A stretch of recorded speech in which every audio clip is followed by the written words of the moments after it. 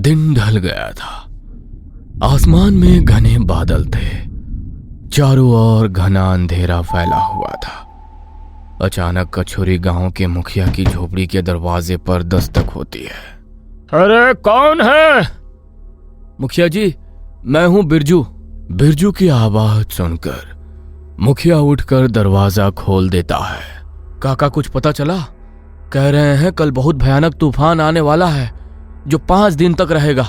अभी तो बस हल्की बूंदाबूंदी है, तबाही आएगी इस बार। हाँ। बिरजू की बात सुनकर गांव के मुखिया और लोगों को भी वहां बुला लेते हैं। यहाँ 3 दिन से कोई मछली पकड़ने नहीं गया है। अरे ऐसा ही चला तो तूफान से पहले भूख से ही मर जाएंगे सब। मैंने सोच लिया है, मैं अभी जाऊंगा और मछली लेकर आऊंगा। बच्चों को कितने दिन भूखा रखेंगे? बात तुम्हारी सही है, मैं अभी साथ चलता हूँ। अब और देर करना सही नहीं, तुम नाव निकालो।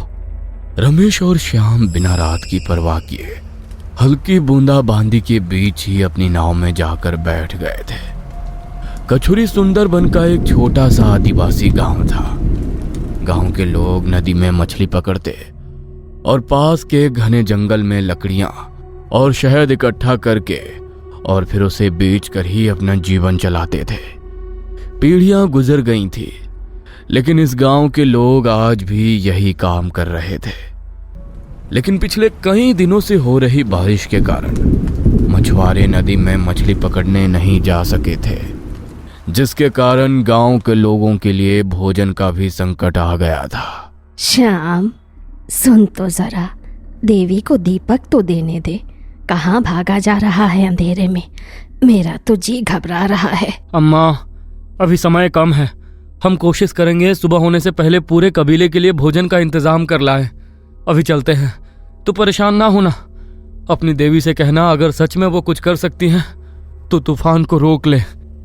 रमेश और श्याम अंधेरे में नाव लेकर निकल गए थे और उधर अम्मा बोन बीबी माता को मन ही मन याद करने लगी। लालटेन नाव पर टांग दोनों दोस्त नाव की तेज धार की परवाह किए बगैर मछलियां पकड़ रहे थे। जब उनकी जरूरत मछलियां जमा हो गई तो होश आया कि गांव से बहुत दूर निकल आए हैं। ये कौन सी जगह आ गए रमेश? मुझे तो बाघों का इलाका लगता है।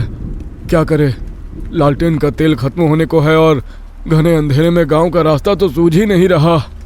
कब तक नाव खींचेंगे? बहुत भीग गए हैं, ठंड से शरीर अकड़ रहा है यार। अब नाव किनारे लगानी पड़ेगी। मैं अब और भीगने की हालत में नहीं हूँ। नदी किनारे घना जंगल है भाई। खूंखार बाघ और चीते घूम रहे होंगे। अगर इंसानी खून की महक भी मिल गई ना तो सुबह हमारी हड्डियां भी नहीं मिलेंगी। दोनों दोस्त में नाव खींचने की ताकत अब खत्म हो चली थी। न जाने कितनी देर से वे दोनों मछलियां पकड़ रहे थे। रात का कौन सा पहर था, उन्हें कुछ ना सूझता था। अचानक शाम को दूर कहीं जंगल में रोशनी टिमटिमाती नजर आई। वो देख मेरे भाई, लगता है उधर कोई गांव है। गांव ना भी हुआ तो कोई झोपड़ी तो होगी, मदद मिल जाएगी। जल्दी किनारे लगा नाव को। दोनों दोस्त नाव को किनारे लगाते हैं और दलदल को पार करते हुए रोशनी की दिशा में आगे बढ़ने लगते हैं। रमेश, मेरी नजर धुंधला रही है यार। वो रोशनी सचमुच गायब हो गई। मुझे कुछ समझ में नहीं आ रहा भाई। इधर तो घना जंगल है, आसपास से जंगली जानवरों की आवाज सुनाई दे रही है। ठंड और दहशत से मेरा खून जम रहा है। किधर जाए कुछ समझ नहीं आ रहा। ध्यान से सुन, किसी के गुर्राने की आवाज सुनाई दे रही है। कहीं बाघ तो नहीं? श्याम और रमेश के पांव मानो जड़ हो गए थे। आसपास बिखरे सूखे पत्तों में किसी के कदमों की आहट लगातार सुनाई दे रही थी, जिससे महसूस होता था कि कोई बहुत तेजी से उनके नजदीक आ रहा है। अपनी जान बचाकर भागने के अलावा अब उनके पास और कोई चारा नजर नहीं आ रहा था। श्याम और रमेश पूरी ताकत लगाकर भागते हैं और नदी किनारे फैले दलदल तक पहुंच जाते हैं। अचानक श्याम को रमेश की एक तेज चीख सुनाई देती है। श्याम पीछे मुड़कर देखता है तो उसे रमेश कहीं नजर नहीं आता। अंधेरे में सिर्फ 2 चमकती हुई आंखें दिखाई देती हैं। जिसे देखकर श्याम की धड़कन रुक सी जाती है। अगले ही पल उसे अपने पांव दलदल में जड़े हुए महसूस होते हैं। उसे ऐसा लग रहा था मानो कोई दलदल के भीतर से उसे नीचे खींच रहा। इससे पहले कि वो चीख पाता, श्याम दलदल के भीतर समा चुका था। रमेश और श्याम को जंगल ऐसे लील गया था मानो वो कभी यहां आए ही नहीं थे। दूसरी तरफ जब कई घंटे बीतने के बाद भी रमेश और श्याम ना लौटे तो गांव वालों को उनकी चिंता सताने लगी। वो बिरजू कह रहा था कल तूफान आने वाला है और ये दोनों लड़के अभी तक घर नहीं लौटे। मेरा तो बड़ा जी घबरा रहा है, पता नहीं कहाँ होंगे, किस हाल में होंगे। कहीं वो तो ना ले गया दोनों को? याद है ना कैसे हरिया और चरण को फाड़ खाया था? वो जंगल उसका इलाका है, जो वहां जाएगा उसकी रक्षा तो फिर कौन ही कर पाएगा। क्या बकवास करते हो? नहीं नहीं, कुछ नहीं हुआ मेरे बच्चे को। लौट आएंगे वो, जरूर रास्ता भटके होंगे। आज अमावस्या की रात है, ऊपर से बादल घिरे हैं, जरूर कहीं नाव लगाकर रुके होंगे। और जंगल उसका नहीं, बौन बीबी का है। जब तक देवी का आशीर्वाद है वो कुछ नहीं कर सकता। बोन बीबी का आशीर्वाद तभी मिलता है जब उसे भोग चढ़ाया जाता है। माता को भोग चढ़ाया था तेरे लड़के ने? काका की बात सुनकर अब तो अम्मा फूट फूट कर रोने लगती है। अम्मा को रोते देख गांव के ही 3 युवक सामने आते हैं।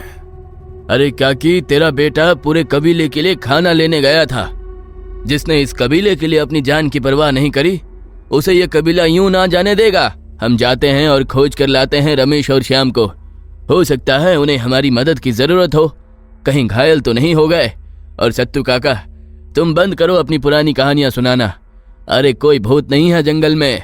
तुम्हारे भाइयों का बेगो भूत ने नहीं, बाघ ने शिकार किया था। अरे बाघ से तो फिर भी बच जाओगे, लेकिन वो नहीं छोड़ता किसी को। काका की बात को अनसुना करके सूरज अपना गूढ़ तैयार करने लगता है। ठीक है, फिर हम गुट बनाकर चलते हैं। अभी ज्यादा वक्त नहीं हुआ, खोजेंगे तो मिल ही जाएंगे दोनों।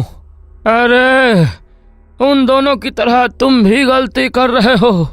रात का 3रा पहर चल रहा है। इस समय जंगल में जाना है सुरक्षित नहीं। तुम सुबह तक रुको, हो सकता है वो सवेरे तक लौट आए। सुबह तक कोई अनहोनी हो गई तो उसकी जिम्मेदारी कौन लेगा मुखिया? वैसे भी कल तूफान आने को है, और जो एक बार तूफान आया तो दोनों भटक कर कहाँ पहुंच जाएंगे कोई नहीं कह सकता। हमें आज रात ही उन्हें लेकर आना होगा। कुछ नहीं होगा, हम हथियार लेकर जाएंगे, जानवरों का सामना कर लेंगे। लेकिन रात में इस समय तो पूजा भी नहीं होगी। अरे काकी, पूजा के इंतजाम में मरने देंगे क्या हम अपने भाइयों को? हम चलते हैं। सूरज, रघु, जगत अपनी अपनी झोपड़ी में गए, जरूरी सामान बांधा और रमेश और श्याम को ढूंढने मशाल लेकर निकल पड़े। रघु अपने साथियों के साथ नाव में नदी की तेज धार में आगे बढ़ा जा रहा था। अचानक उन्हें भी दूर जंगल में पीली रोशनी चमकती नजर आने लगी। वहां जंगल में कुछ रोशनी दिखाई दे रही है। हो सकता है वो मदद मांगने इधर आए हों। हमें चलकर देखना चाहिए। चारों दोस्त किनारे पहुंचे तो उन्हें वहां एक नाव उल्टी हुई नजर आई। अरे ये देखो, ये तो श्याम की नाव है। फटे कपड़े और मछलियां भी पड़ी हैं। हम सही दिशा में जा रहे हैं। वो यहीं कहीं आसपास होंगे। सब अपनी मशाल कसकर थाम लो, हमें जंगल में उतरना होगा। सावधान रहना, बेगो भूत हो या ना हो, बाघ के होने का पूरा खतरा है यहाँ। रघु की बात सुनकर सभी हाँ में गर्दन हिलाते हैं और अलग अलग दिशा में रमेश और श्याम को ढूंढने निकल पड़ते हैं। रघु भैया, ये किसी जानवर के गुर्राने की आवाज सुन रहे हो? ऐसा लगता है आसपास कोई जंगली जानवर है। अचानक धुंध भी बढ़ गई है, मुझे कुछ ठीक नहीं लग रहा। अरे आवाज मत करो, कुछ तो है आसपास। मुझे भी तेज गंध आ रही है, जैसे मच्छी सड़ रही हो। लेकिन मछली यहाँ जंगल तक कैसे आएगी? उधर पेड़ के पीछे 2 आंखें चमक रही हैं। लगता है उधर कुछ है। सूरज और रघु घबराकर दबे पांव उगती दिशा में कदम बढ़ाने लगते हैं। अचानक पेड़ के पीछे से श्याम निकलकर उनके सामने आ जाता है। अरे रघु भैया, यहाँ तो श्याम है। हमें गलतफहमी हो गई थी। श्याम भैया, तुम ठीक हो ना? शांत रहो, उधर बाघ है, मेरे पास आओ जल्दी। श्याम की बात सुनकर सूरज दौड़कर उसके पास पहुंच जाता है। लेकिन अभी तो मैंने उधर पेड़ के पीछे से ही जानवर को गुर्राते और आंखों को चमकते देखा था। अचानक ये श्याम उधर कैसे आ गया? रघु कुछ समझ पाता उससे पहले ही सामने का नजारा देखकर उसके होश उड़ जाते हैं। श्याम भैया, रमेश कहाँ है? सूरज की बात सुनकर अचानक ही श्याम मुस्कुराया, लेकिन उसकी मुस्कान इंसानी नहीं थी। उसके दांत लंबे नुकीले थे और आंखें पीलापन लिए चमक रही थी। अगले ही पल श्याम का चेहरा झटका खाकर बाघ की आकृति में बदल गया। उसके हाथ पैर किसी खूंखार बाघ के पंजों में बदल गए थे और शरीर कीचड़ में सना नजर आ रहा था। बेगो भूत, ये नहीं हो सकता, ये सच नहीं है। सूरज किसी तरह लड़खड़ाता हुआ वहां से भागने की कोशिश करता है, लेकिन पीछे से पंजे के एक जोरदार प्रहार से वह जमीन पर जा गिरता है और उसी के साथ सूरज की चीख जंगल के सन्नाटे को चीर देती है। चारों ओर खून ही खून बिखर गया था, जिसे देख रघु बेसुध होकर वहां से दौड़ लगा देता है। थोड़ी दूर पर उसे जगत जंगल में अंदर जाते दिखाई देता है। सूरज उसकी तरफ भागता है। जैसे ही वो उनके नजदीक पहुंचता है, पीछे से एक आवाज सुनाई देती है। तुम लोग आ गए। मुझे पूरा यकीन था तुम मुझे मरने के लिए यहाँ अकेला नहीं छोड़ोगे। मुझे बचा लो मेरे भाई, मुझे बचा लो। मुझ पर एक बाघ ने हमला कर दिया था, मैं घायल हूं, लेकर चलो मुझे यहाँ से। अरे घबराओ नहीं, हम सब साथ में गांव जाएंगे। रुक जा जगत, ये वो नहीं जो तू समझ रहा है। उसके नजदीक मत जाना। अरे क्या बात कर रहे हो तुम? ये मेरा दोस्त रमेश है। रघु की बात को अनसुना करके जगत उसके नजदीक पहुंच जाता है। उन दोनों के उसके नजदीक जाते ही रमेश की आंखें किसी बाघ की तरह चमकने लगती है और वो पूरी ताकत से गुर्राता है। अगले ही पल वो एक अर्ध बाघ आकृति में बदल गया था, जिसका आधा शरीर बाघ का था और आधा इंसान का। उन्हें भागने का मौका दिए बगैर वो बेघो भूत उन पर झपट पड़ता है। इसका मतलब सत्तू काका सही कहते थे, इस जंगल में सच में बेघो भूत है। अब वो किसी को नहीं छोड़ेगा। दौड़ते दौड़ते जंगल पार हो चुका था। रघु की नाव उसके सामने थी, लेकिन तभी उसे अपने पीछे बाघ की गुर्राहट सुनाई देने लगती है। नदी के पानी में तेज लहरें उठने लगती हैं। चारों ओर धुंध फैल जाती है और उसी पल उसे अपने सामने वही चमकती आंखें नजर आती है। रघु ने डर से अपनी आंखें बंद कर ली थी। बेघो भूत पूरी ताकत से रघु की ओर झपटता है। रघु अपने दोनों हाथ से अपना चेहरा छिपा लेता है, लेकिन अगले ही पल बाघ के दिल दहला देने वाली गरज सुनाई देती है और वो पीछे हट जाता है। रघु हैरान होकर अपने हाथों को देखता है तो वहां उसे रमेश की अम्मा का दिया हुआ बोन बीवी देवी का ताबीज नजर आता है, जिसे उन्होंने बड़े विश्वास से चलते समय उसके हाथ में पहनाया था। रघु ताबीज भूत की ओर बढ़ाकर उसकी ओर आगे बढ़ता है तो वो बेघो भूत अपने कदम पीछे लेने लगता है।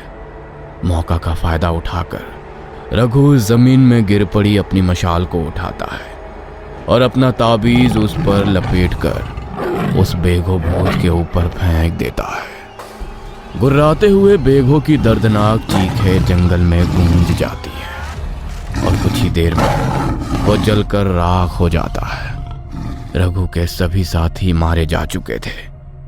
वो नाव लेकर वापस गांव की ओर लौट जाता है और गांव पहुंचकर सभी को बेघो भूत की सच्ची कहानी और देवी के आशीर्वाद के बारे में बताता है।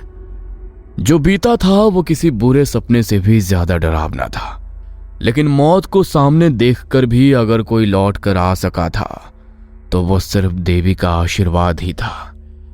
कहते हैं आज भी सुंदरबन में जाने वाले लोग पहले बौन बीवी देवी की आराधना करते हैं, उसके बाद ही जंगल में प्रवेश करते हैं, क्योंकि अगर शैतान है तो उसे पराजित करने वाले भगवान भी संसार में जरूर है।